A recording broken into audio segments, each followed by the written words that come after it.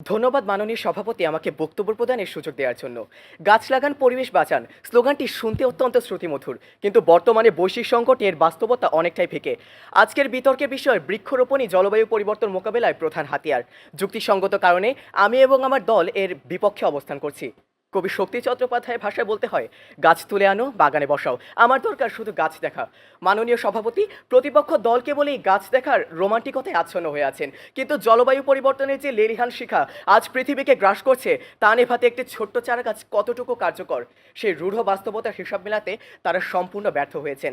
মাননীয় সভাপতি, প্রতিপক্ষ দল বলেছেন গাছ আমাদের অক্সিজেন দেয়, পরিবেশে উপকার করে ইত্যাদি, কিন্তু আমি তাদের মূল বিষয়টার দিকে পুনরায় দৃষ্টি আকর্ষণ করতে চাই।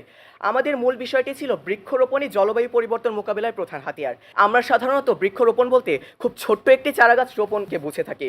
তারা বারবার বলেছেন গাছ আমাদের ছায়া দেয়, অক্সিজেন দেয়। আরে ভাই, গাছ তো দেবেই, কিন্তু রোপণ করে একটি শিশু চারা কি আজই জলবায়ু মোকাবেলায় কাজ করবে? কখনো না। তাহলে প্রতিপক্ষ কিভাবে বলেন সেই গাছ আমাদের জলবায়ু মোকাবেলায় কাজ করতে পারে? প্রতিপক্ষ কি আমাদের বলতে চান যে জলবায়ু পরিবর্তন বন্ধ থাকবে আমাদের রোপণ করা চারা বড় হওয়ার অপেক্ষায়? এই যুক্তি কি হাস্যকর নয়? মাননীয় সভাপতি, তারা ভুলে যাচ্ছেন আমরা আজ কি পরিমাণ কাঠ ব্যবহার করছি।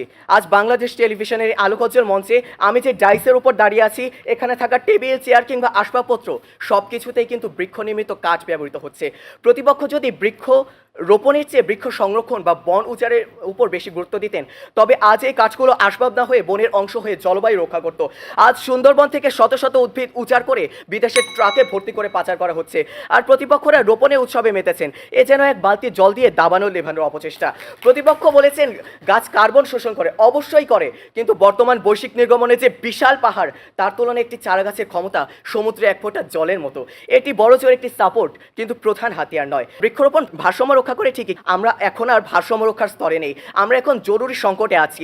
এই সংকট কমানোর জন্য কার্বন নিঃসরণ বেশি জরুরি। জলবায়ু পরিবর্তনের এই ধ্বংসলীলায় গাছ লাগানো হলো ক্ষতের উপর ব্যান্ডেজ লাগানো, কিন্তু আমাদের দরকার মূল ইনফেকশনটা নির্মূল করা। তাই আবারও বলছি, বৃক্ষরোপণ একটি অনুষঙ্গ হতে পারে, কিন্তু এটি কোনোভাবে জলবায়ু পরিবর্তন মোকাবেলায় প্রধান হাতিয়ার নয়। ধন্যবাদ সকলকে।